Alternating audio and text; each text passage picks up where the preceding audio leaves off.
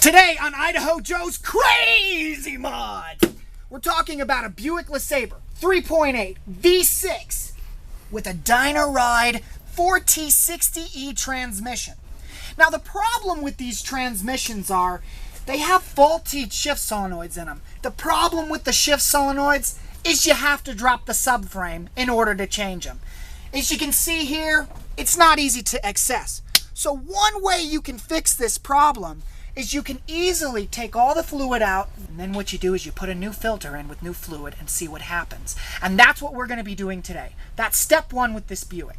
Now the symptoms of this are the car, you'll be going up a hill and it doesn't want to go into overdrive and it kind of just clunks in. It doesn't hit, but it definitely doesn't want to go into overdrive over 70. So if you're having this problem, don't worry guys. It's pretty normal with these trannies. They have an updated system and we'll get back to that later. But for now, we're just gonna do something simple. We're gonna try to change out the tranny filter, and then after that, we'll see what she does.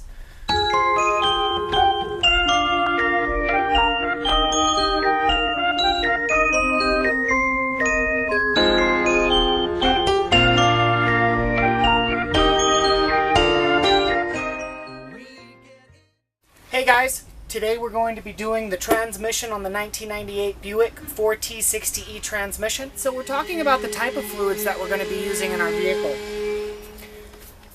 So we have here high mileage, full synthetic.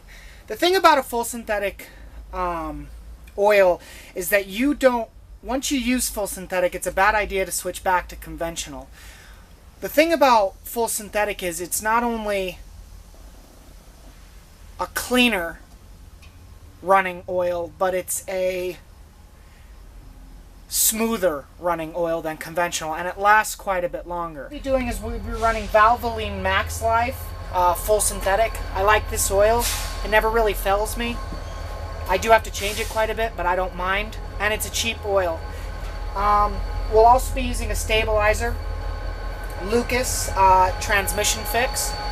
Oh, by the way, the type of oil you will need for a 4T60E and 4T65E transmission is Dextron 5 or Dextron 5 equivalent. We have all the repair parts that we need. As you can see, the filter with gasket.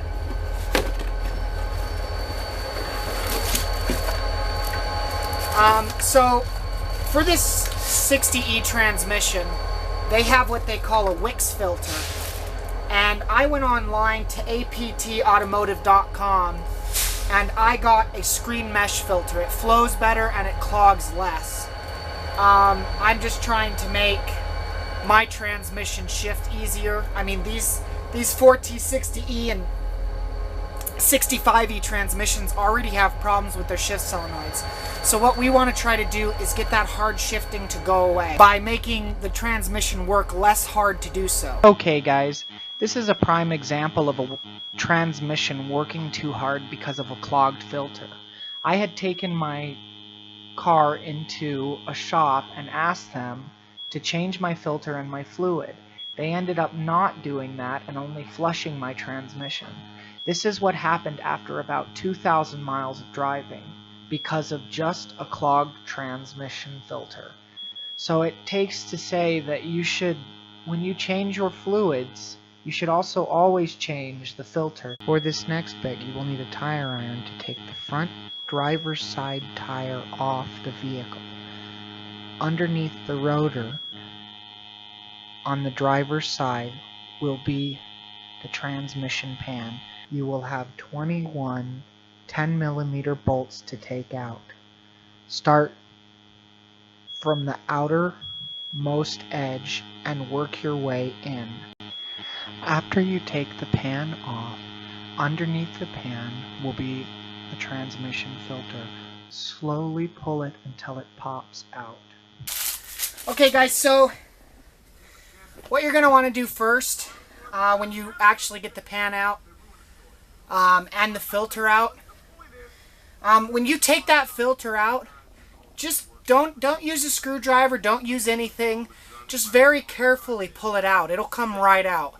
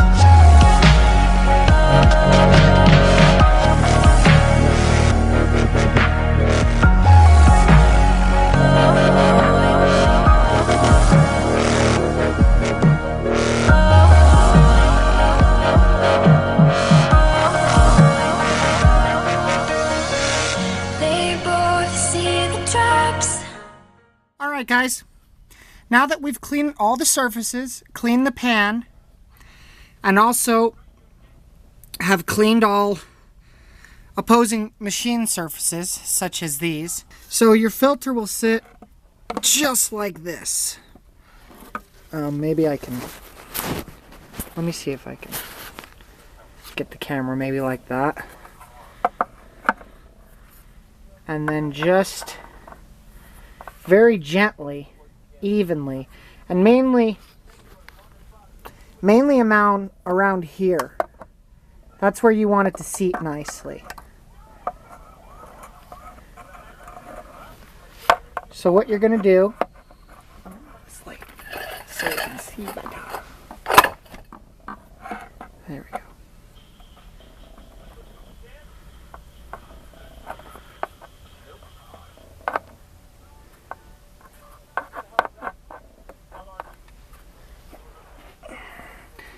Now remember, if you guys don't put this filter in right, your transmission will not shift. Because this is the thing that sucks all the tranny fluid into the torque converter and all your shift solenoids. So make sure you guys just very snugly get it in there. Okay guys, the next task is to put the transmission pan back on.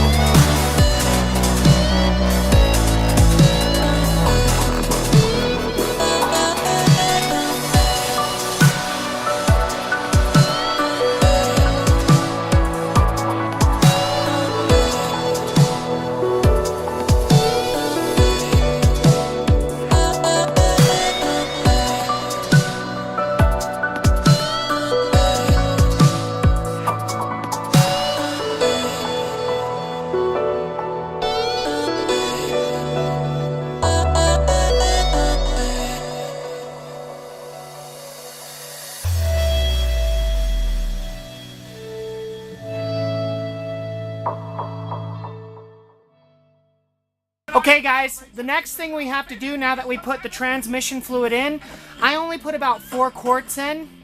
I think that'll be plenty. But I have 7 quarts to be safe. So what we're going to be doing is we're going to be starting the engine. We're going to be putting it in all the gears. Park, neutral, reverse, 1, 2, and 3. And then back to park. And then we'll be running the motor and checking it. And we'll add if we need to, and then do the same exact steps again. To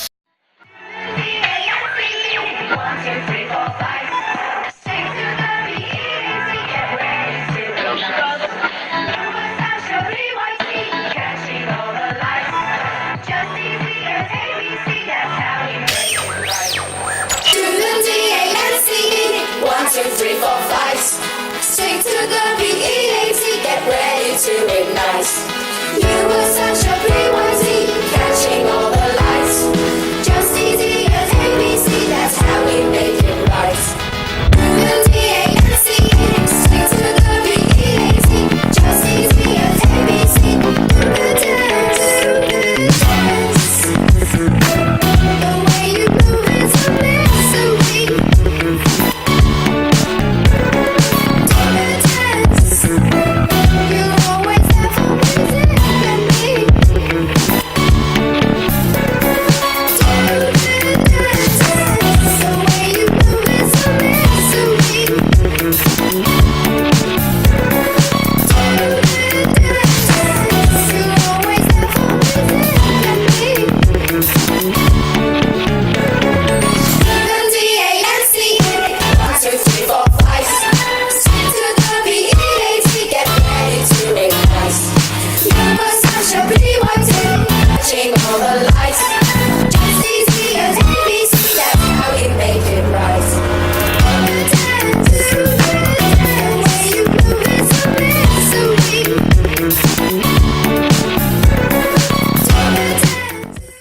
Alright guys, so we ran it through all the gears. I gave it a little rev through each gear. Not anything to hurt it, just a little bit to move the fluid around. It's shifting great now. So what we'll do next is we'll take it out on the road and we'll go for a test drive and see if it fixed the problem. Okay guys, so the transmission's shifting great. I had a couple of problems. I had told you earlier in the video that it only required about 4 quarts. I was going down the road and I heard a little bit of a rumble underneath, and I found out that it would take another 3 more quarts. So you have to expect on this repair about 7 or 8 quarts when you drop the pan and redo the filter. I underestimated because the Wix filter has a quart in it. Thank you guys for watching, and stay tuned. Don't forget to subscribe and hit the bell so you guys know what's going on all the time.